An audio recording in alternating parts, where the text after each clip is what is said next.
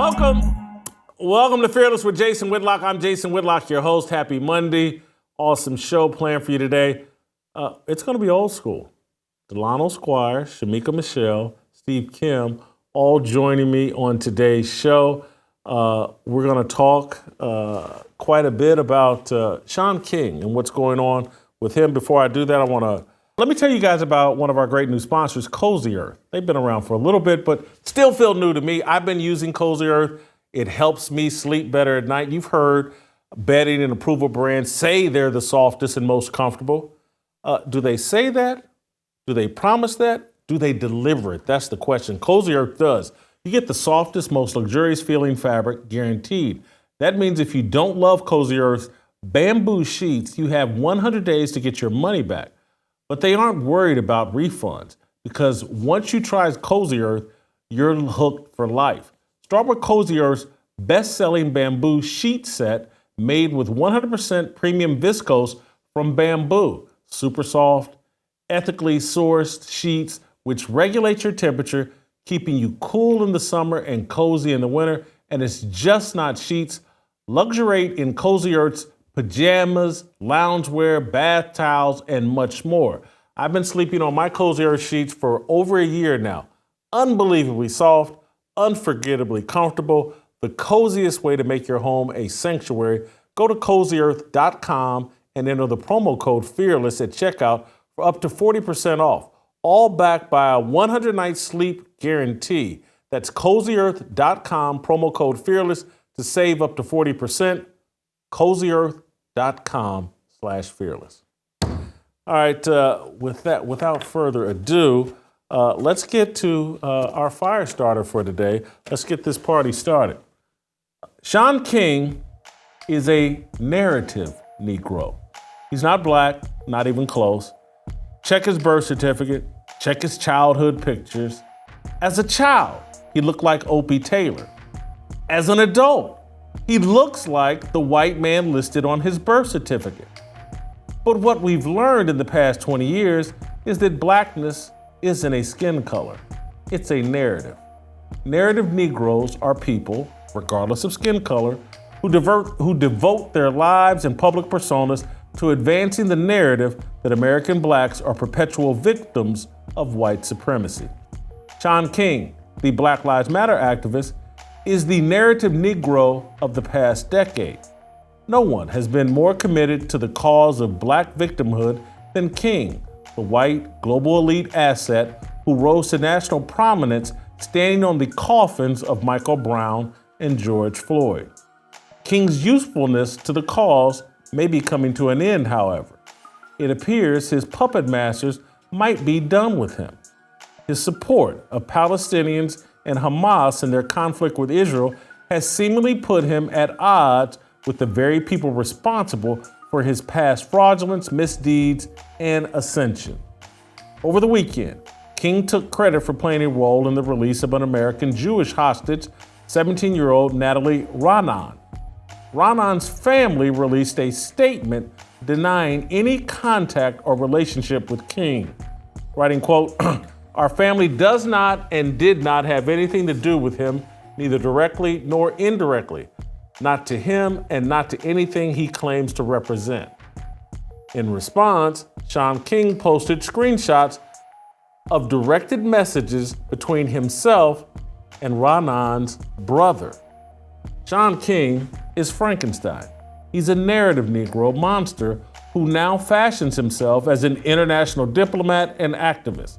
His job is to advance the narrative that Black Americans are victims, not to involve himself in disputes between Israeli Jews and Arabs. King is done as a social media influencer. For the past 72 hours, he's been the subject of Twitter and Instagram memes trashing his reputation. It's now perfectly acceptable to point out that King's public persona is fraudulent. This is the inevitable fate of all narrative Negroes. They're discarded the moment they're no longer useful or foolishly deviate from the script they were handed. The exact same thing happened to Colin Kaepernick last month. A letter he wrote begging the New York Jets for a job magically became public. The letter exposed the fraudulence of Kaepernick's contention that the NFL is a slave plantation. 7 years after Kaepernick took a knee, black people are now no longer required to pretend the former 49ers quarterback is the second coming of Muhammad Ali. He's just another narrative Negro. No one has ever known who Kaepernick's father is. He was adopted and raised by a lovely white family. His biological mother was white. Kaepernick's blackness was contingent on his ability to paint black people as victims. Narrative Negroness is the ultimate cosplay for identity-confused mixed-race Americans. It's lucrative and reputation-enhancing. Bubba Wallace juiced his NASCAR career by advancing the narrative. Remember he faked that noose? Nicole Hannah-Jones, aka Homegirl the Clown, won a Pulitzer Prize crafting the narrative with her 1619 project. Barack Obama, he won the White House. Jussie Smollett is one of the few African Americans to bungle being a narrative Negro. His staged racial assault went too far. It was too far-fetched. Smollett should have followed the lead of LeBron James. Yes, LeBron James is a narrative Negro. Remember, blackness isn't a skin color, it's a narrative. To qualify for authentic or unapologetic blackness, you must advance the narrative of perpetual black oppression. That's why LeBron James claimed unidentified white vandals painted the N-word on the gate of his Brentwood mansion. That's why Deion Sanders won his first game in Colorado and immediately claimed that his black skin threatened the white college football establishment. Surviving white oppression is a rite of passage to qualify as black in America. That's why virtually all black men pretend one of the most defining moments in their life was some sort of exaggerated negative encounter with a white police officer. The blackest experience in America is a negative engagement with white people. We cherish, remember, recount, and prioritize those moments above all others. It allows us to advance the narrative that our entire American experience is dependent on the kindness, affirmation, and love of white people. Narrative Blackness is the #1 movie airing in America. We're all actors in that movie. We allow Shaun King to wear blackface because he's such a talented actor. We erected statues and memorials to honor actor George Floyd. We pretend that had Floyd not overdosed on fentanyl, he would have been welcome at all of our Thanksgiving tables next month. We don't complain that black lesbians embezzled millions of dollars during the Black Lives Matter pandemic because it advanced the narrative. We're good with mushmouth lawyer Ben Crump earning millions of dollars profiting off the death of resisting criminals. The narrative of black victimization has superseded the story of Jesus Christ, the story of eternal victory through sacrifice. We'd rather be narrative Negroes than followers of Christ. The pursuit of unapologetic blackness is a mental illness that distorts truth, promotes delusion, and most embarrassingly, makes the pursuer susceptible to exploitation and emotional manipulation. Worse, it obstructs the pursuit of God and an understanding of His worldview. That's my fire starter.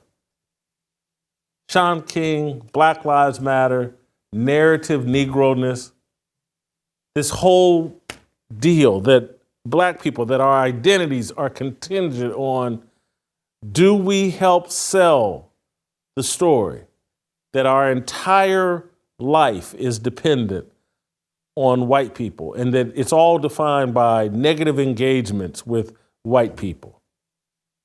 If you help advance that narrative, you're black. If you don't, you're not black.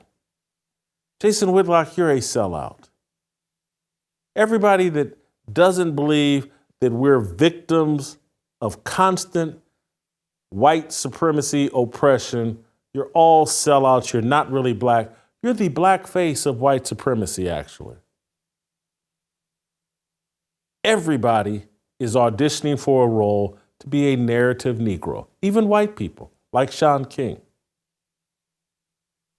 All right, when we come back, we'll bring in Delano Squires, get his take, and then we'll hear from Shemeka Michelle. Delano Squires, be right back with us on the other side of this. Make sure that you guys tune in on November 2nd for our Fearless Cookout, Gold Jacket Edition. We'll be joined by NFL Hall of Famers Brett Favre, Warren Sapp, Marshall Faulk, and Brian Urlacher. If you go to our website or go to my Twitter feed, I think we can tell you how you can still buy tickets to this event if you want to be here live for the taping. That's on November 2nd, Thursday, November 2nd. Show's going to air at 6 p.m. We'll tape starting around noon. Let us know if you want to be there. We can sell you a ticket. You get to meet these guys. You get to hang out with us. You get to eat some barbecue. Delano Squires, next. My obligation or hate discrimination, raising up your hands for freedom.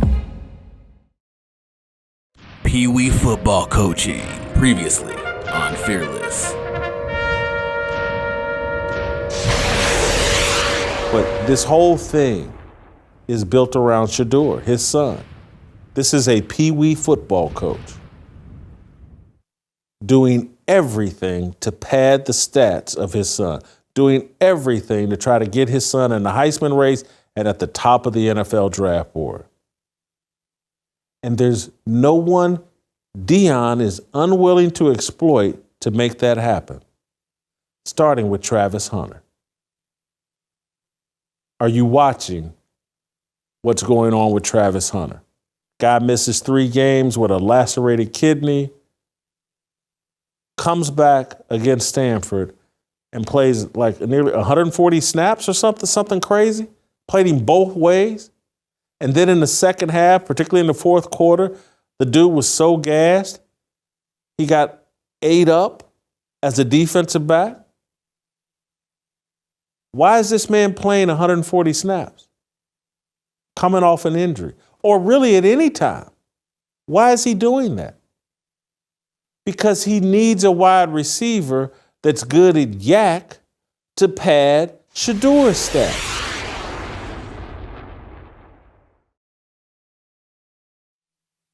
Welcome back. Let me tell you guys about Samaritan Ministries. Tired of someone else telling you where to go when you have a medical need? Are you ready to take control of your health care? Samaritan Ministries could be the solution you're looking for. They connect hundreds of thousands of Christians across the nation who come together through prayer, encouragement, and financial support when a medical need arises. It's not insurance, and you're not limited by restrictive networks. Say you have a medical need.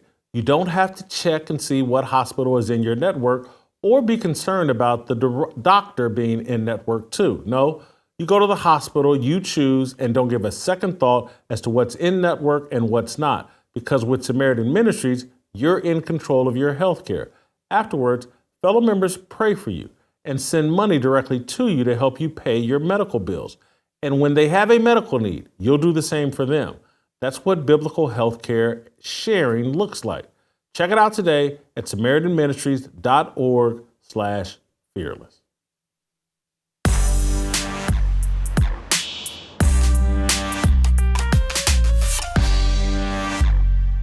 All right, welcome back. Let's bring in Delano Squires. Let's roll out to Washington, D.C. I actually told Delano probably 2 weeks ago, hey, man, I got this thought I want to do, this motto I want to do on narrative Negroes. And then Israel-Hamas broke out and other events happened. And so it took me a little longer to get here, Delano, but this is a conversation I've been wanting to have with you for about 2 weeks. Delano, welcome back to the show. I look at what's going on with Shaun King and how he's being exposed once again, and it feels like we're finally done with Shaun King. His handlers, I think, are finally done with him. But I look back and go, how did this white dude get away with passing himself off as black for more than 2 decades, build this incredible social media following, and it's only because blackness it's not a skin color. It's about advancing a particular narrative about black people. That determines whether you get to be a black person in good standing. Do you sell the narrative that we're victims? Yeah, absolutely, Jason. And I mean, as you said in your column, right? Martin Luther King is at the king of the top of the hill when it comes to this type of thing. Because Shaun King has been at this for a while. And interestingly enough, before he dedicated himself full-time to activism, I first heard of Shaun King when he was still a pastor. Now, I don't know anything about his church, but I remember at a particular time where he used to be a pastor. And then he pivoted into doing like this type of work. And as you said, the stuff with the hostage release, I mean, those are pretty big claims to make if you didn't actually have anything to do with securing, that person's freedom. But I'll tell you when the light sort of turned on fully and finally for me with Shaun King. It's when a little girl named Jasmine Barnes was shot and killed tragically in a Walmart parking lot in Houston about 4 years ago. I want to say it was 2019. And at first, the police said they were looking for a middle-aged white man. And Shaun King got online. Lee Merritt, who's like Ben Crump's little brother, right? He's an attorney in the Crump mold. Bernice King, Dr. King's daughter, and a number of other people, including Sheila Jackson Lee, who represents that area, was saying this was a hate crime. And this little girl, who was 8, I think at the time, was killed because of racism. And Shaun King put out a photo of a guy who he said the police were looking for. It turned out it was 2 black men who were arrested and charged for this crime, a capital crime. And I believe they were convicted of this little girl's murder. The white man that Shaun King accused of shooting this child ended up killing himself 7 months later. And all of the people who commented on it publicly, including Gabrielle Union, I forgot to mention her, completely moved away from the story. Nobody even followed up and said, oh, this crime was committed by X, Y, and Z, because to your point, it's always about the narrative. And the narrative is that black people in this country are always and forever victims of white supremacy, white terrorism, and white racism. And anybody who will promote that, adhere to that, sell that, as you said, can be a Negro in good standing. And anybody who questions that, even with hard evidence, should be prepared to be criticized for doing the work of white supremacy. I've admitted this before on this show, but just as a reminder, when Shaun King first got on my radar, it wasn't when he was the Facebook pastor. That's what they were calling him when he had his courageous church. He recruited over Facebook, and they called him the Facebook pastor. It wasn't until 2014 when, to me, it felt like, man, this dude's got great information on this Michael Brown situation. And all of it supported the narrative that Darren Wilson had wrongly killed Michael Brown. And I was like, man, he's connected to somebody. And I fell for it. And I'll never forget, and my American Express bill will never forget, I gave money to Shaun King and whatever he was organizing in support of Michael Brown and his family and mother. I think his mother was trying to get overseas or whatever.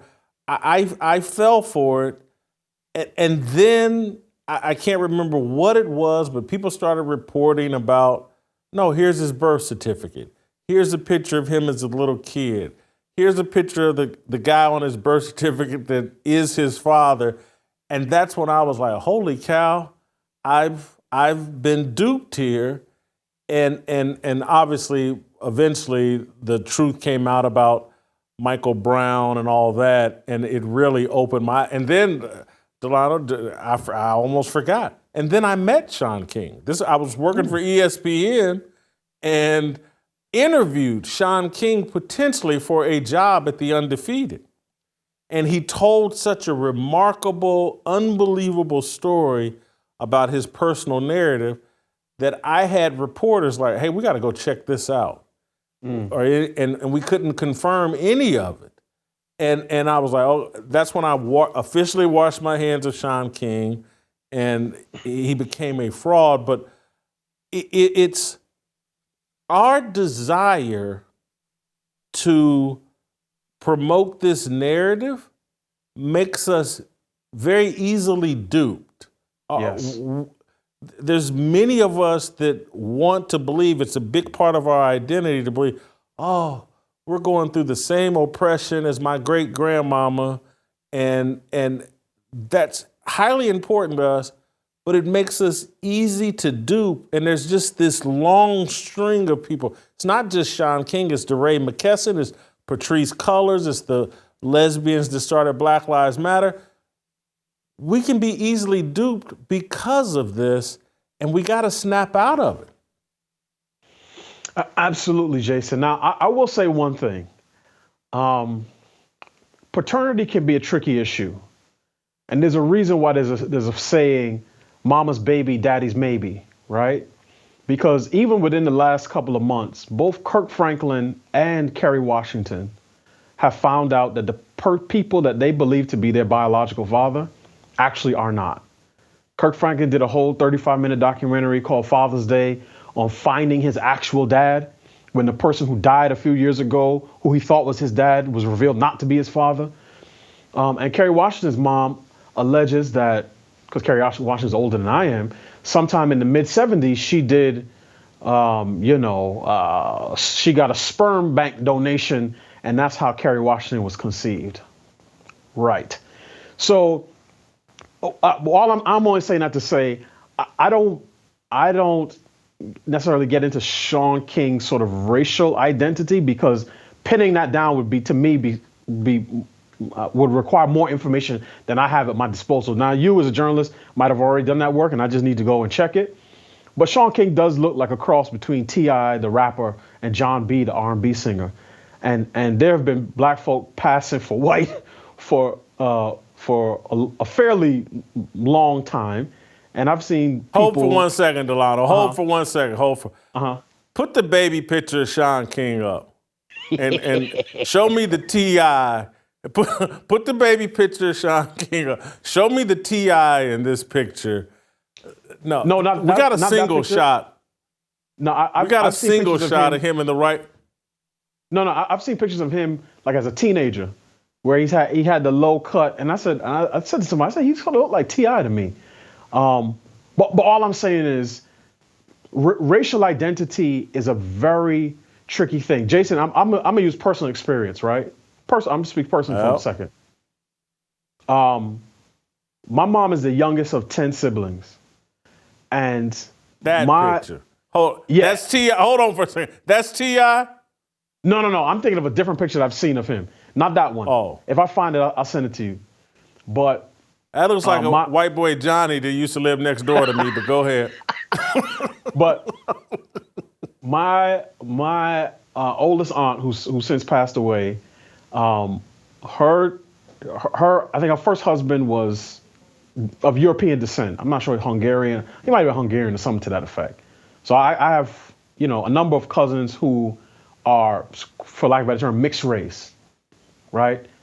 One of their children has a white mom. So my cousin, who's mixed, had a child with a white woman, and that child has 0% sort of visible characteristics of someone of African descent, even though their grandmother is fully black, however you want to phrase it. So what I'm saying is, it doesn't really take a lot to sort of erase discernible African descent. All that to me is to the side, because to your point, Shaun King, Colin Kaepernick, LeBron James, Nicole Hannah-Jones, a lot of these people sort of root their blackness in a narrative of oppression and victimization. And yes, this does sell quite well. And this is why, and this is the point you were making immediately before I started speaking. This is why it's so easy to dupe large numbers of people in this country, particularly black folk. Because if it sounds like racial oppression, people say, oh, yeah. Oh, yeah, that definitely happened. Justice Smollett definitely got assaulted by two white guys at 2 a.m. in 10-degree weather in Chicago who happened to be walking outside his apartment when he was going out looking for a footlong sandwich at Subway. And yeah, this sounds definitely like, like this plausible that Chicago is MAGA country, or the Bubba Wallace stuff, or the Rachel Richardson stuff, the young lady, the Duke volleyball player at Duke, that they called her the N-word for basically 2 hours straight and nobody heard it. Didn't get picked up on the audio. And ESPN, she was on Outside the Lines. Stephen A. Smith talked about her for 2 or 3 days. They was on the verge of tears, and it was all a fake story. So yes, I do believe that people use that against us. And I will say this, and I haven't been on, since the sort of Israel-Hamas stuff started to really hit the news. But my sense from listening to some of your commentary is that part of the reason that you were skeptical and questioning, I want to use the right words and correct me if I'm wrong. Some of the things, some of the things that are coming out from that part of the world is because you've seen time and time and again how people have gotten burned on issues that happen in our own backyard, in places that we know, among people that we know of and are familiar with, in a language that we speak. And every time we see one of these videos or hear one of these stories and the narrative is one thing, you let a little bit of time pass, you let evidence actually come out, and then it's like, oh, wow, this actually did not happen the way it said it did. And the latest is with the guy who got killed during a traffic stop, who Ben Crump is saying is a victim. And it's like, no, let's hold our powder. Let's let all the evidence come out. Let's see where this thing goes. And then we can, give a final pronouncement once everything is known. And that's what I gather from some of your commentary. And that's why when it comes to matters of race in this country, if I hear CNN and MSNBC and all the usual suspects saying one thing, my default reaction is to say, all right, I'm just going to let it cook for a little bit. I'm going to hold my cards. I'm not going to say anything. And then I'll see how it bakes out and how it comes out in a week or two. And I'd say in the last 6 years, at least 80% of the big racial items that got national attention turned out not being at all what they were described as being when they first hit the scene, hit the news cycle. I did not plan to zero in on this with you, but I'm going to now because I think it's appropriate and it's in the news cycle. Over the weekend or Friday, I can't remember, reporting came out that has made a lot of people on social media say, look, it's clear as day, George Floyd died of a fentanyl overdose. There are no signs that he was killed by Derek Chauvin. And just being honest, that's where I've been on this the entire time. And it's why, I called him St. George Floyd. And it's why I've always been very skeptical of the people that are going through convulsions. Oh, George Floyd died. When I know for a fact, if they saw George Floyd walking down the street, they'd cross the street, they'd clutch their purse, they'd hustle to their car, they cut it out. And I'm talking about black people and and white people in particular as well. But because George Floyd advanced that narrative of black oppression, he's been godded up, statues built, memorials built, Juneteenth holiday anointed a national holiday. It's unbelievable how he the last 8 minutes of his life changed the entire narrative about the other 46 years of his life, or however long it was. My specific question is, what do you think about the reporting and the people that are saying like Derek Chauvin should be released from prison, George Floyd died of a fentanyl overdose? That's a good question. And obviously people knew that he had fentanyl in his system, at the time that he died. The thing I always ask myself is, if Derek Chauvin had not knelt on George Floyd, whether you want to characterize it as on his back, his shoulder, on his neck, if that had not happened for 8 minutes, would George Floyd otherwise have been alive? My inclination tends to be yes. Now, he may be alive. He would have survived that particular encounter. Now, he may have died after that. I don't know, because he apparently had a fair amount of drugs in his system. But Jason, I don't know if you've ever, and let me say it this way. I think about this often, like when I watch sports. Sometimes when I see a bunch of people dogpile onto somebody after a winning home run or touchdown, I always ask myself, what is the person on the bottom of the pile feeling? Because even sometimes if you're wrestling, sometimes even with my kids or certainly with my peers, and somebody's on your back and you don't have the ability to breathe in properly, you start to panic, right? And this is like, no, get off of me because I want to breathe. Now imagine you're hopped up on drugs and that starts to happen, right? So it's possible that Derek Chauvin did not compress his airways, but just the fact of kneeling on his back sent George Floyd into a sense of panic that ultimately led to his death. Now, whether he should be released or whether he should have been charged with a lesser crime, the second-degree murder, is a legal question that I'm not really qualified to answer. I've always been of the position that the narrative around Chauvin and Floyd obviously was cooked up in many respects, because part of that narrative is that this was a racially motivated killing. And Keith Ellison, who's the attorney general for the state of Minnesota, said, now this is after Chauvin had been convicted, that they had no evidence that race played a factor in Chauvin's actions. So, and this didn't just change the course of George Floyd and Derek Chauvin's lives, obviously, which it did. This has changed the course of American and in fact, global history, because you have people in Hamas saying, you know, we're looking to America and what happened during the George Floyd protests to sort of inform our movement. So, yeah, I think there've been a lot of shenanigans when it comes to these, you know, race-related officer-involved incidents. And I think people need to be a lot more skeptical, ask a lot more questions, sort of hold their opinions until, you know, all the evidence is out, and stop allowing people to inflame our passions and our emotions for things that ultimately end up not being true. And for me, on the George Floyd piece, you talked about how, you know, black folk and white folk who got duped. For me, one of the worst pieces of this entire thing, and I've said this on the show before, is how his death went from being about police reform to quickly getting Aunt Jemima and Uncle Ben's off of cereal and rice, corporate board diversity. And to me, really the most disgusting of them all is when USA Today put out the tweet a year later and said, and I'm paraphrasing, you know, after George Floyd was killed, a bunch of companies, you know, promised to diversify their ranks. And a year later, those things haven't happened. And the people who've lost out most are black women. So it's, again, women who would have crossed the street and would have never dealt with George Floyd in life are now saying, well, George Floyd died on the streets of Minneapolis, so I deserve a corner office in the C-suite. And I think that, to me, is the height of culture vulturism, if I've ever seen it.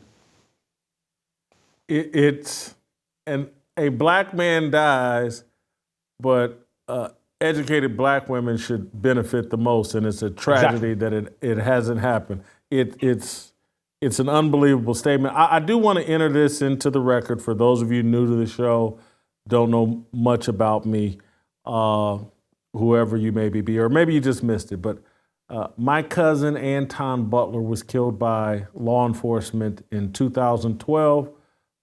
Their contention is that he swallowed cocaine and that's why he died. He was tasered in the rain. Me and my family have a different narrative. I don't say this with any type of bragging. I'm just keeping the facts entered into the record so you know who's talking. I paid for his funeral. I helped raise him. I loved him. I shed real tears. I look at his picture every day. It sits in the middle of my living room. So I'm not someone speculating about the pain of losing a loved one in some kind of officer-involved incident. I know many of you, and I don't want to question your motives, but everybody acts like they can relate and everybody acts like they know what they expect. But most of you are cosplaying. It's a role you play. Been through it. Family members have been through it. His mama still dealing with that pain. So I just wanted to enter that into the record before everybody disqualifies my opinion and blah, blah, blah. But I helped raise Anton. Loved him. Yeah. Anyway, so I just want to enter that into the record. And then I'm going to say what I think about George Floyd is that I think that at best or at worst, best, worst, I don't know how, Derek Chauvin maybe contributed to some sort of accidental manslaughter. This man being thrown away in prison on second-degree murder charges is a joke and an injustice. I tend to think George Floyd died of a fentanyl overdose based on the science. You ever remember the old trust the science deal? The guy had enough fentanyl in him to kill 2 or 3 people. And Derek Chauvin at 165 pounds, this was not a large man. Don't think he caused George Floyd a great deal of discomfort. George Floyd was talking and begging and saying he couldn't breathe long before a knee ever touched his neck or back.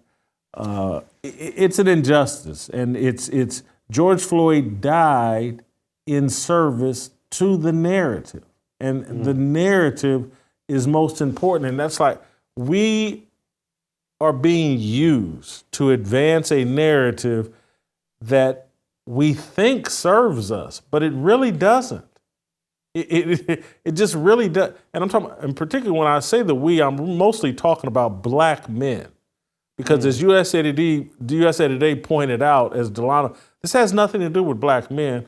Black women didn't get all that they wanted out of the death of George Floyd, and USA Today complained about it. None of this stuff they're talking about. And there are no programs, the National Football League and all their black players and what they got $100 million. You'll never hear them talk about, well, we set up this program for young black boys to teach them how to be better men. But you'll hear plenty of advertising about what needs to be done for black women. Plenty, all kinds of programs. But the people that actually are performing the worst and need the most help are black boys, but it's never discussed, ever. It's an afterthought. We've been given up on. We're just a tool to advance a narrative that doesn't service us. And so I'm gonna, and Delano, I don't know, I think we may have talked about Deion Sanders at one point, but that was another point I threw in there in this piece that give me an opportunity to hear your thoughts on Deion Sanders. It's like this narrative is so strong that I look at someone like a LeBron James who's worth hundreds of millions of dollars. It's like, well, let me say I got my back gate painted with the N word so that I can advance the narrative. Deion Sanders gets a cushy job in Colorado for millions of dollars. He's had a lot of success, wins his first game and has to run into the press conference and say, I threatened the white establishment. Now I know the last 5 coaches at Colorado, 4 of them have been black, including me, but it's my blackness that's a threat to the whole college establishment. This pull to play this game is felt most strongly, in my belief, by elite blacks who have a guilty conscience about the success they have, and they think the number one thing they can do is advance the narrative that, hey, I know I'm successful, but the reason you're not is because of white oppression. Yeah, I mean, the BLM that actually hovers in the background is actually Boule Lives Matter, because to your point, it's the black elites who use the oppression narrative to signal that, hey, we're not that much further from we're only 1 or 2 steps removed away from you guys on the streets, right? And this is what I talk about when I use the term Afrostocracy, and I talk about the progressive, politicians, pundits, professors, preachers, and performers. They are very much different than the quote unquote talented 10th. right? Because black folks of yesteryear, and I say this because I've read their writings, felt a certain obligation to the less fortunate. And that's why much of what they talked about was addressing the behavior of those individuals. So they preach temperance, they preach modesty, they preach thrift and industriousness. They said basically you got to clean your life up and get your act together if you want to be accepted in polite society. And somewhere around the mid-60s, the black scholars and intellectuals said, no, that's capitulating to white society and white norms. Really what we want to do is to act any way we want to act and demand that white people accept us. And this is why what the Afrostocracy does is to say they use the pain or trauma or oppression or whatever term you want to use of the black lower class to extract benefits upwards and say, because of what George Floyd went through on the street of Minneapolis, that's why you should let my daughter attend Harvard Law School. Because of racial inequities in the housing market. Now, these people, some are Martha's Vineyard, by the way, right? Where they wave to the Obamas as they go by. But what they do, they use the difficulties of life in the black inner city to extract benefits for themselves. And that's why I say about BLM, Patrisse Cullors and Alicia Garza specifically, they are only interested in black men for 3 reasons. Their vote for political power, their seed for procreation, because as hard as it is to believe, Patrisse Cullors actually does have a son by a man, a son that she birthed, a child that she birthed. And then their corpses to fuel their activism. This is why they don't talk about black men as husbands or as fathers. Black men are only good when they're dead. And quiet as it's kept, the Democratic Party has attached itself to that narrative. And that's why when it comes to black women, Joe Biden says we've appointed more, black women to federal judgeships than any other administration. And I got a black VP. I put the first black woman on the Supreme Court. But when I search his timeline to talk about black men, it's always this person was a victim of police brutality. This person was a victim of oppression, because black men, and particularly dead black men, are the raw material that feeds the equity industrial complex. And that's what they need to keep going. You can see how all of this plays out. And Jason, I'll say this, it's not just race, because at some point, if you ever want to, look into Matthew Shepard and the circumstances of his death, and you may know them already, the young man who the narrative is that he was killed and beaten to death by 2 guys in a field and left for dead because he was gay. Now, what I started to hear more recently is that the person who killed Matthew Shepard, I believe, and I'll double check, and I should have double checked first, but it was like a lover's quarrel or something to that effect. It wasn't a gay related hate crime. And Shepard's law, I think, came into being around, anti-LGBT hate crime. So it's whoever can sell the narrative of their oppression. And even if they have to twist facts and outright lie to do that, all of those things are used in service of the greater narrative and goal of deconstruction, dismantling society, changing social norms, and to say, no, the people who were on bottom now are on top. So we're going to upend all of society. So, yeah, this is why you have to be discerning. And anybody who survived Kaepernick, COVID, BLM, and when I say COVID, I'm talking about the jab movement. Anybody who survived those narratives is the type of person that you can do business with and rock with, because that's a person that has a strong character and is discerning. But anybody who folded and said, oh, no, I'm for Colin Kaepernick, I'm for BLM, and not even knowing what these people stand for, or people like Stephen A. Smith, who I know he's been on your radar, you've been on his radar, and Mike Wilbon, who was saying that because Kyrie Irving didn't want to jam a needle in his arm, that he was a bad teammate, and why doesn't he just do what he's being told by the NBA? These are people you got to be skeptical about, because these are people who have no knowledge, no wisdom, and no discernment. I was just, and we got to be quick, but okay. Help me remember. Isn't there some lie that played a critical role in Roe v. Wade. Didn't the woman that they cast as this, didn't they say she was raped by a black man or so? I can't remember. They told some amazing lie about the Roe v. Wade woman to help them I think it had to do with rape. Abortion. Yeah, I think it had to do with rape. I believe so. But yeah, they used a person who they felt was a right fit for the narrative. But to be fair, all movements do this. Anybody who knows, has even a sort of cursory knowledge of history, understands that Rosa Parks was not the first black woman who refused to give up a seat. I think the woman who came before her was a teenage pregnant woman, or girl, and the NAACP said she's not the right victim. So let's go with somebody who is older, who's more established, who's more religious. But again, see the difference. The NAACP knew how to choose its horses back then. They chose people who would be sympathetic victims. Now, what Ben Crump does is they say, no, give me the guy who the dirtiest, with the worst background, and I'm going to make people accept him as the new victim. And that's what he's doing even with the new guy, I think Leonard Cure or whatever his name is. I think that's because there's a shortage of victims who don't fit the George Floyd. You have, again, it's like the guy Ben Crump is defending now, or out panhandling with right now. This guy is strangling the cop and saying, "Yeah, bitch," and it's like, I mean, you know what lengths you got to go to get killed by cops at this point, and to be a victim. It's anyway. Delano, I got to go. Thank you so much.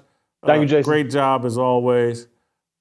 We will, guys, I want to tell you guys about what's going on here with the Blaze. We've all seen how big tech censors people from demonetizing and suspending accounts to throttling content deemed misinformation by so-called fact checkers. The scale of the problem is far worse than you might think. This is a constant threat we battle every single day here at the Blaze. After we reported on the Hunter Biden laptop story, NewsGuard labeled us as super spreaders of misinformation over a story that turned out to be 1,000% true. That's how big tech and our ruling elites do it. They decide they want to suppress a story, and they use all sorts of tactics, and they leverage all the players in big tech to crush that story. Blaze Media is being demonetized over and over. We've been willing to take a financial hit because these are stories you need to know. But here's the problem. Every time a story is demonetized or labeled misinformation, it gets suppressed and never reaches you through your search engines or social media feeds. We're sick of playing this game, and we have some big plans to fight back that we'll be announcing very soon. As always, we couldn't do any of this without you. We'll let you know how you can continue to play a pivotal role. Stay tuned. We'll be sharing the details tomorrow, Tuesday, October 24th, right here on Blaze TV and on all of our other outlets and networks. Get your Fearless Army swag at shopblazemedia.com/fearless. Shemeka Michelle, Shemeka Show. Next.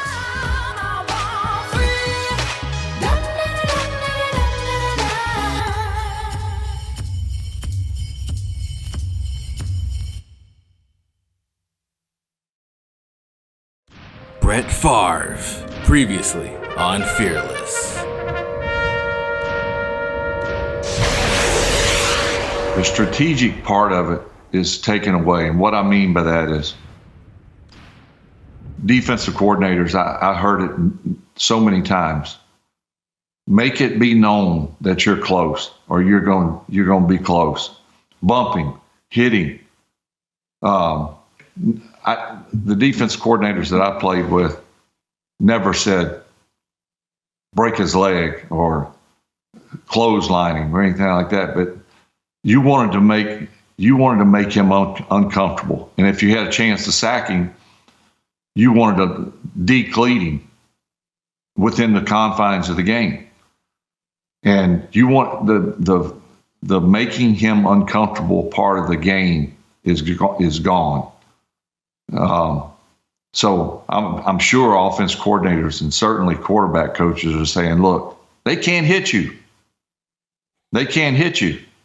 So stand in there. Have some patience. Calm down. Relax. And that's true because they can hit you.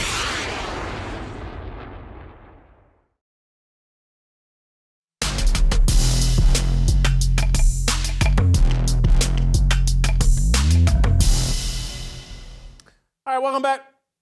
I wanted a lady's take, a woman's take on my narrative Negroes mono and fire starter. Shemeka Michelle, welcome back to the show. You look awesome today. Love your hair today. I'll probably get in trouble for that. I apologize. On a serious note, what do you think about what's going on with Shaun King? Do we think that finally his puppet masters are done with him and this will be the last time he'll be in the news cycle? Have we finally buried Shaun King, Talcum X? Listen, I hope so.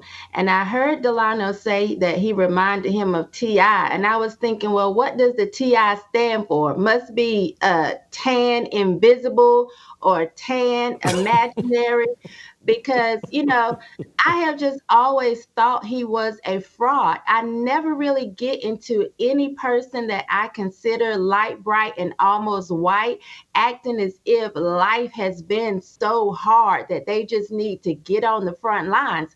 So it never really mattered to me whether Shaun King was light-skinned, black, or if he was actually white. I just never really took to him. So I am hoping that this is the end of him. Throw the dirt over him. He's already dead, to me anyway. Hold for it. And I'm glad we pulled up this picture of T.I. You're not somewhere, I'm 100% convinced Shaun King is white. Are you not 100% convinced of that? I think I just never really cared. I do not like this man at all. And so when people say he's white, I can see that. You look at his, baby pictures, his hair is very straight and silky. He looks white to me. And he seems to always keep his hair cut in that buzz cut so that you can't see how silky it is. I suspect it would not be like Colin Kaepernick. Colin has a little bit more curl, but he sits and he teases it and he probably blow dries it and rat tooth comb it to death to give it that afro. I don't think Shaun's hair would even do that, but I am so sick of him. And when you say this Negro narrative, he is the perfect example of this. And I'm honestly sick of all of these people, whether they are really black like Nicole Hannah-Jones, who is mixed, or white. You have to push this narrative for Black people to like you. If you're a Black person, you have to constantly be a victim and just think you can't succeed. If you're a white person, you have to act as if Black people are ignorant and stupid and can't do anything right. If you say anything that's near or even seen as pull yourself up by your bootstraps, you are demonized. And I think people, especially Black people, are happy with having the excuse that I can't do anything because I'm Black. And it's really starting to get on my nerves. I just had this conversation like twice within the last 3 or 4 days, that Black people constantly want to say, I can't because of the white man. Black men will actually look in the other direction when they see someone get in trouble and say, it's because he's Black. Are we going to overlook the fact that he even came into contact with the police because he was actually breaking the law? Like, we say this all the time, and I'm so sick of it. Can you imagine the depression, Jason, that has to come along with waking up every morning? No matter what good has happened to you, no matter how great you feel, you have to come to the conclusion that you can't accomplish anything because of the color of your skin. There is no religion or no type of spirituality that pushes the hopelessness that a lot of these Negro narrative players push. That we talk about mental health, that has to be a continuous cycle of depression to think I could get out of this, but I can't because I'm Black. I could do something with my life, but I can't because I'm Black. You're going to constantly have mental health issues if that's the way that you think. I'm so sick of it. I'm like at my wit's end with Black people thinking that Black has to equal degeneracy. I'm running out of patience. I do. I'm going to get to your point, but I do want people in the comments right now to weigh in. I'm blown away that Shemeka and Delano are not as convinced of Shaun King's whiteness as I am. Could you all hop in the comments and make a ruling on this? How many of you side with me that are 100% sure Shaun King is white? How many people are like, well, I don't know? Hop in the comments and tell me that. If you're listening on Apple, when you're giving me that 5-star review, comment on Shaun King's deal. Now, to the rest of your point about, being tired of this narrative and just, I just, particularly for people that claim a religious faith and particularly a Christian faith, it's never made sense to me. If God is on my side, how can I fail? None of that means anything, because it's like, if white people don't love me, how can I succeed? Is really our mentality and mindset, and anybody that makes the mistake, as you pointed out and I pointed out, that makes the mistake of saying like, nah, man, it's really not that way. You control your destiny, particularly here in America. There's no other place on the planet more opportunity rich for Black people than here in America. You point that out and, oh my God, you're a sellout. It's one of those deals where and I think you've said, but it's like, I reject.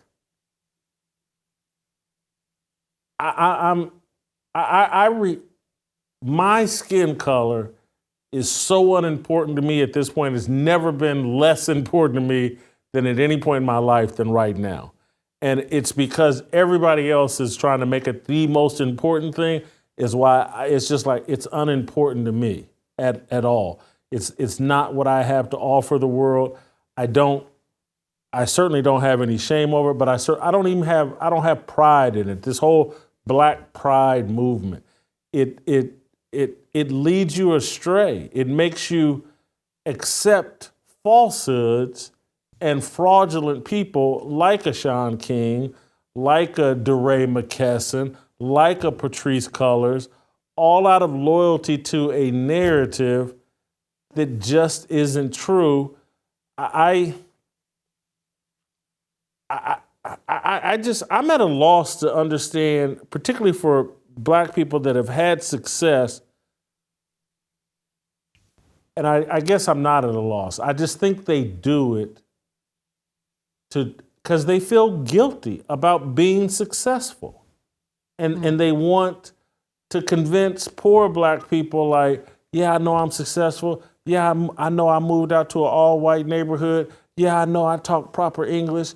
Yeah, I know that I send my kids to a white school, but I'm still with y'all. White people are the devil. That is cheap, man.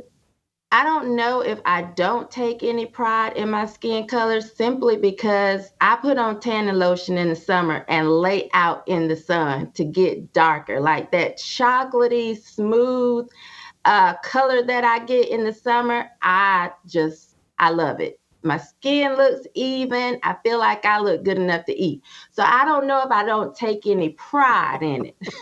But I will say that I don't buy into a lot of what people push, that I'm oppressed behind it, or that I'm better than anybody because of it. You know, when I hear these elites, people like Nicole Hannah-Jones or the Ibram Kennedys that talk about skin color, skin color, skin color, to me, it's like a pyramid scheme because they don't even buy into the foolishness. They are the ones going out here getting $20,000, $25,000 to tell other Black people that they have to feel a certain way because they're Black. So I think they don't even feel that guilty about it because they're benefiting from it.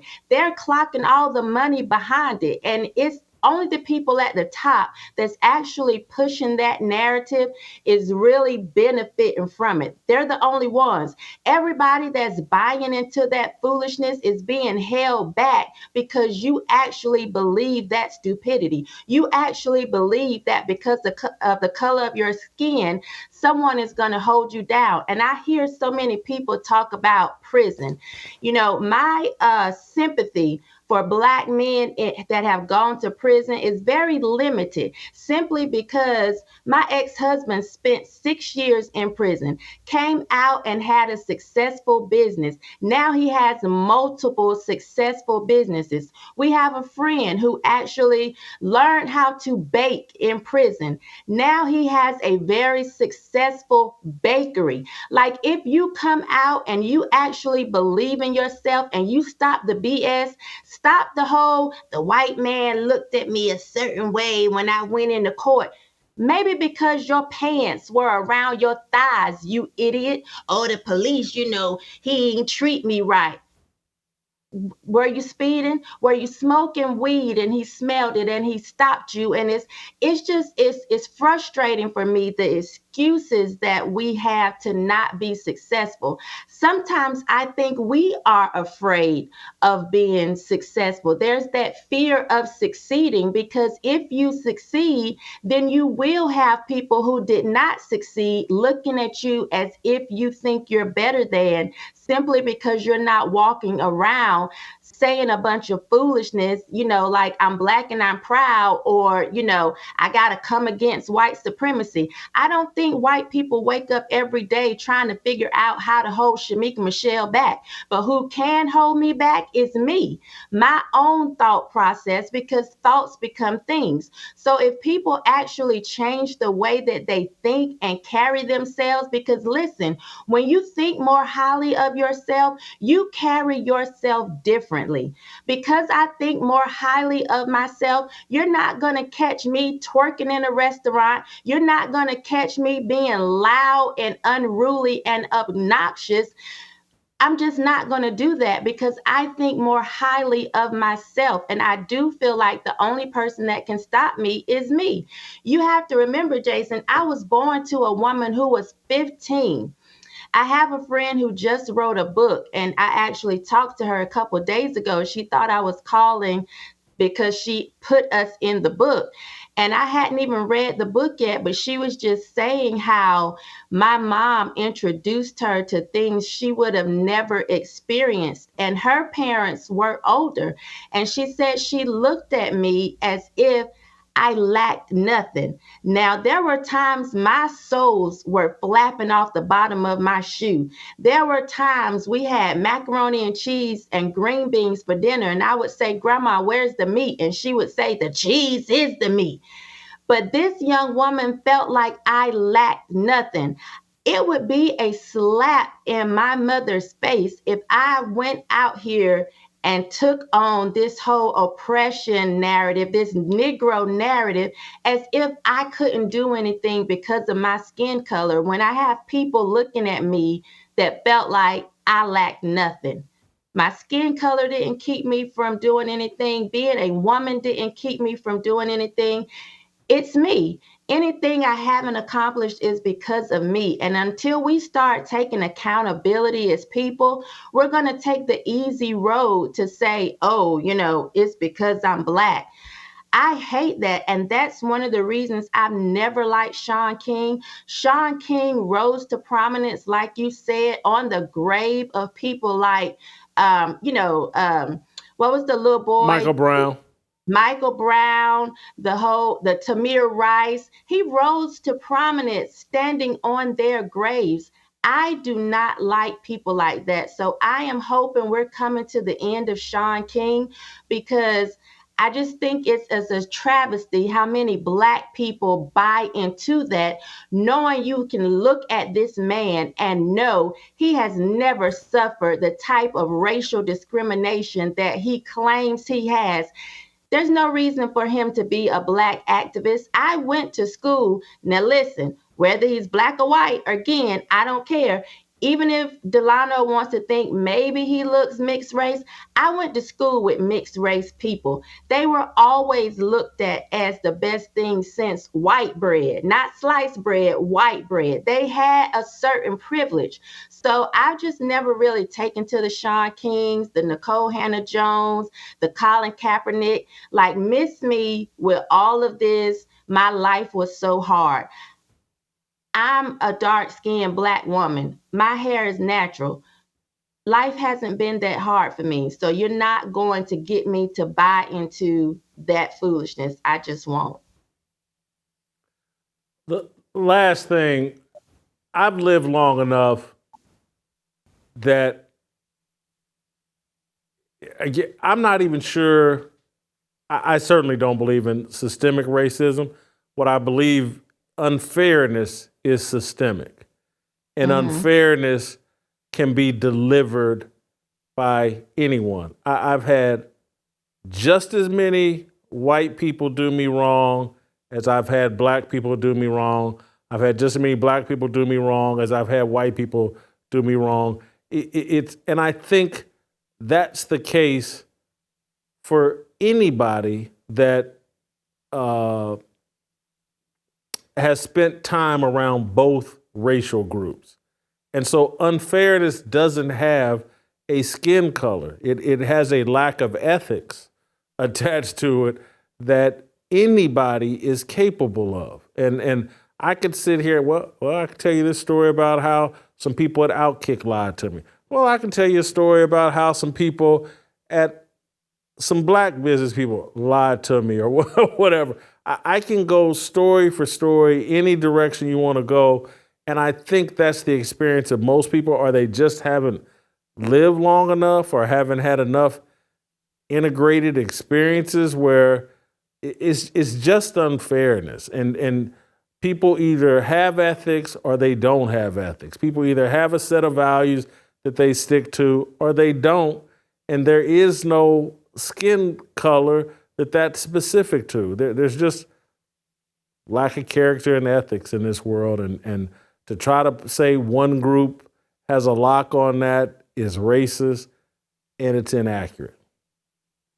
You know, I do think there are remnants of systems that were put in place to oppress people, remnants. But I don't think that we have what we actually push today as this systemic racism across the board. I think, as you're saying, there are bad people of every color, period. And of course, there are people that sit in high positions that may be racist.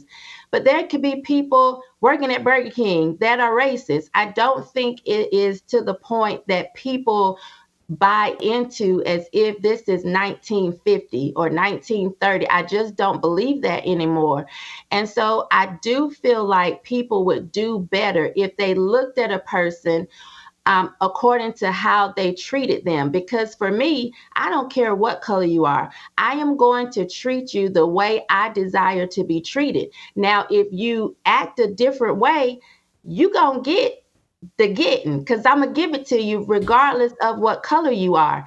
But I don't approach people as if they're white and they're gonna be against me. And I think that that's what a lot of people do, and they get angry at someone like myself, someone like you, that don't approach situations that way. I'm just not that person. I give everybody a fair chance. If you cross me, you cross me, and I'll cross that bridge when I get to it. But I don't look at people according to skin color and expect them to not like me or to treat me wrong or to think that I'm less than. That's one of the things that I appreciate about conservatives, because I feel like more often than not, they look at me like they expect they're equal. They expect me to be capable. They expect me to be smart. They expect me to be able to communicate and to carry myself with decency. I've never run into a conservative that thinks, oh, she's black, this is about to be a mess. And that's what people get so angry at conservatives for, because they actually look at black people like you can achieve. When you look at the people that are saying we need to get rid of this test or this standard for these kids, oh, they can't read, or we need to get rid of homework, all of them are white liberals. But yet these are the people that black people think are their friends. They're not your friends if they don't think you can succeed.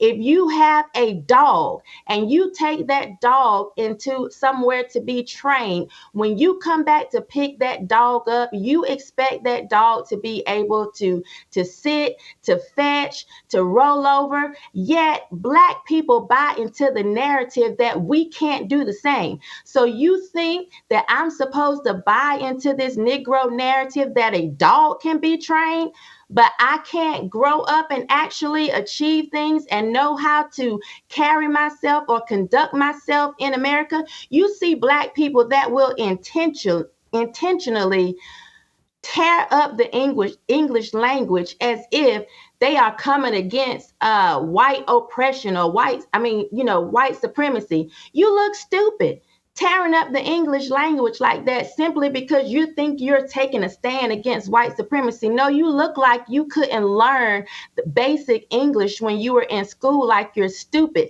Yet we have animals that can do tricks, but black people, you can't write a sentence. You can't spell. It bothers me. And I'm getting to the point, Jason, where I feel like eventually I'm going to be real offensive, because I'm just so sick of women looking to be pavement apes. That's what we're seeing now. Our kids not knowing how to carry themselves, looking like a bunch of orangutans. Like they are just so happy with the degeneracy and the not being able to follow rules and laws, always talking back, not knowing how to carry themselves. I know I'm going to come under fire, because I'm just starting to get real impatient behind the BS that we keep pushing and shoving down the throats of those coming behind us. I refuse to let my children feel like they are victims and to take this mentality. I wish one of my daughters would act the way I see some of these black women acting, twerking, hanging out of cars, bending over at police. I would smack the black off of them so they wouldn't even be able to use their race as an excuse. I just be all gone. Thank you, Shemeka. Great job as always. We'll see you later this week. We're going to switch it up and bring in the Korean co-sell Steve Kim next.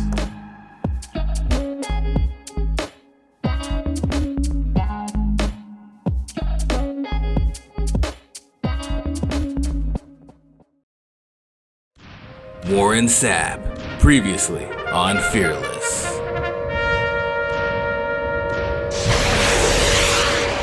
And then the milk check beside him in 55. Come on, let's stop this. Let's really take a good look at your Cowboys and evaluate it without the Dak Prescott hate. because Troy Aikman wasn't that great of a quarterback. My quarterback, Brad Johnson, has more throwing touchdowns than him. Stop it, Warren. Stop it. Stop it, What? Warren.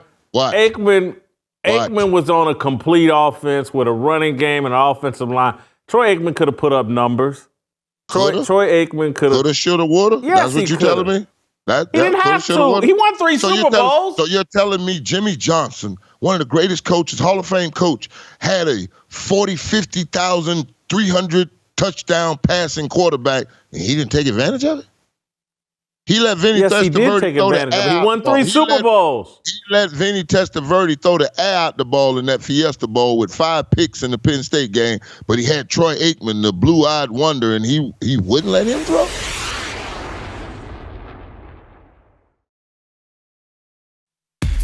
모두 다 빨리 박수 쳐 기다리지 말고 서둘러 Reason that I'm back is to feed you raps I see that you are 배불러 So fly All right, welcome back. Time for some Steve Kim, some Korean Cosell to top off today's show. Steve, I want to play you a clip of Stephen A. Smith issuing another warning to me. I don't know. Yeah, I think we talked about this last week when Stephen A. Smith called me fat bastard. He's back at it again, issuing another warning. I want you to help me dissect what's going on here. Let's play the clip of Stephen A. Smith. When you know how to conduct yourself, you generate revenue. When you generate revenue, you position yourself for more other opportunities. When you flourish, your team flourishes, especially if you're any kind of decent person who is a giver, which I am. And so those are the kind of things that I'm talking about. I see Steph Curry and LeBron James, and then I think about the stuff that they get themselves into. And you know what I discover? Nothing. They don't get themselves into stuff. They don't. So I guess that would mean when I go at Marcellus Wiley, I might not need to do that. When I go at a Dan Levitard, I might not need to do that. When some other colleague get on my nerves, I might not need to go too far. I might not need to respond to the Kwame Browns of the world and stuff like that. I might not need to respond to every little thing. Now, that person I called the fat bastard is the exception. That I'm not backing up from. That fat bastard, I'm just waiting for the moment where he gets my mind in the right place where I want to go nuclear on him. And at that particular moment in time, endorsement companies and potential endorsement deals and advertisers and sponsors and employers like ESPN or anybody that I'm doing business with down the pike, I would ask them to step aside and grant me this one mulligan where I unleash on his sorry, no good ass. That is the only time that I will ask for that. Any other time, I will do my best to control myself and to reel myself in. Because the bottom line is, when you're doing business, it ain't good business to make bad business. On behalf of myself and my team, it's just not the wise thing to do.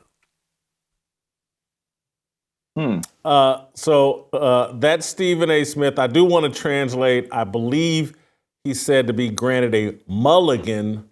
I think he called it a mulligan, but I think he meant to say mulligan. That's a golf term when you get a second shot. Anyway, take it a mulligan. He screwed that up. But other than that, I have a take on this, Cosell, but I want to hear your take before I give my take. Well, I mean, I'm going to start calling you psoriasis because you've certainly gotten under his skin. I mean, my God. Hey, by the way, Beyonce A. Smith, say his name, say his name. I don't get this. Just say the name, Jason Whitlock. And I get it. You don't have to like each other. You don't have to like him. But this whole declaration that I'm going to go to war and I'm going to put aside things, oh, shove it. Either you're going to do it or you don't. That this isn't really all that important. And Stephen A. Smith is trying to pick his battles. Either you are insulted when people come after you and you go after everyone, or maybe there's also an argument that, you know, certain people get certain special treatment. But there's no doubt about it, Jason, something about what you've said and the way you've done it maybe the truth hurts. And I'm actually interested to see when he quote unquote hits that red button and goes nuclear, what is it exactly is he going to say? And the one thing I've learned about you, Jason, you are like a turtle. You have a tough shell, because I know this when I retweet you. The reactions that you get and your ability just to let it not even impact you in any way, or to react much more calmly or rationally than I would, or just to flat out ignore it. I know this is much greater than what he can do in terms of taking back the blowback. So Stephen A. Smith's doing a lot of barking, which is fine. He's already thrown a salvo or two. But I do wonder, does he realize these things can go both ways? I wonder that as well. He's doing some caping up here, I think, for Shannon Sharp, because in my previous comments when they were trying to smear the reputation of certain executives at Fox, I said, hey, be careful or I'm going to expose it all as it relates to Shannon Sharp. And so Stephen A. is caping up for Shannon Sharp, probably doing a little caping up for Deion Sanders as well. There's a part, if you go listen to we didn't play the full context because I didn't want to spend that much time giving the full context of what Stephen A., but he talked a lot about people that work for him. He called out specific names of people that work for him. And then, he said he's got to take care of them. And so he's kind of justifying the way he operates, the way that he picks and chooses his battles, the reason he only takes certain positions and plays the game. He's doing this to sacrifice for all these people who count on him.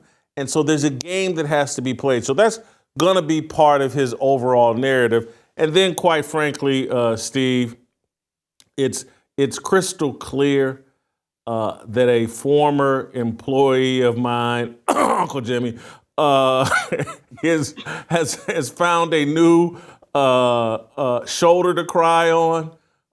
He's turned away from Curtis Scorned and now has started crying on Stephen A. Smith's shoulder, Uncle Jimmy.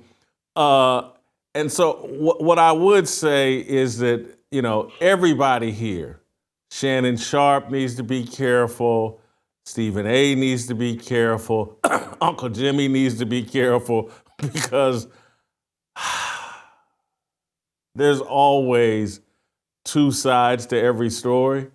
And they're really barking up the wrong tree. And so what I'm going to say this and irritate people, but that's just what I do. I'm going to invite Uncle Jimmy onto this show. If there's anything he wants to air out, oh boy, love to have him here on this show.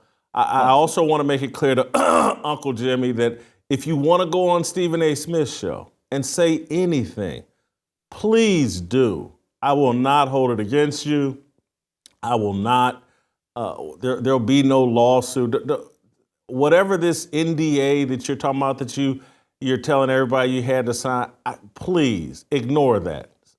Get it off your chest, with your chest out as boldly as you'd like to. Please do. But just understand that by doing it, go on Stephen A. Smith show, come on this show. But just allow me to explain my side of the story. And so if we're all good with that, I'm certainly all good with you saying whatever you like to anybody. You don't have to just go whine on Curtis Scorn's pillow. You can go on Stephen A. Smith's show and say it with your chest out. Stephen A., have him on. I would love it. I would love it. Then tune in and listen to my explanation. And we'll see. We'll let the chips fall where they may. So that's all I would say. Jason, I just checked my phone for the Google Maps. You know where we are on this Monday? There. Because you just went there. I was like, okay, arriving. Oh, we arrived about 2 minutes ago. Okay, we're there.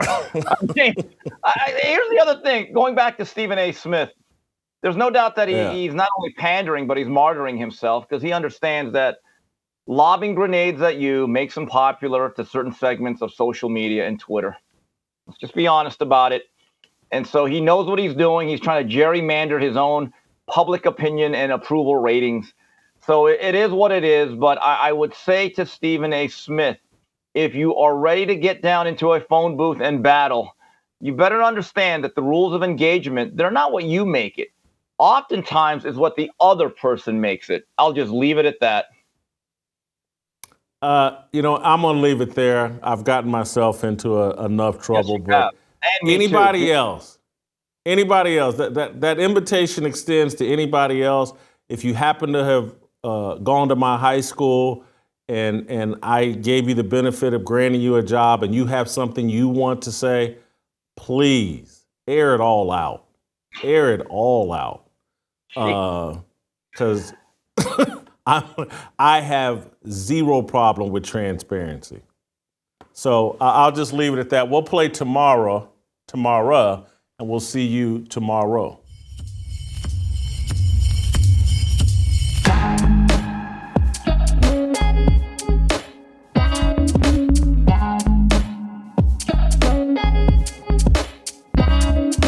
Waiting for the countdown, coming off the breakdown, standing in line for freedom. Looking for a breakout, feeling like a standoff, nothing in life like freedom. Came in like a fighter, striking like a ladder, making all these moves for freedom. I want freedom. No negotiation, my sister, no relation. We all just wanna have freedom. Sitting on the corner, never been alone. I'm breaking my back for freedom. Blessed, we are living, get back. We are receiving, all deceiving. We all wanna be free. We want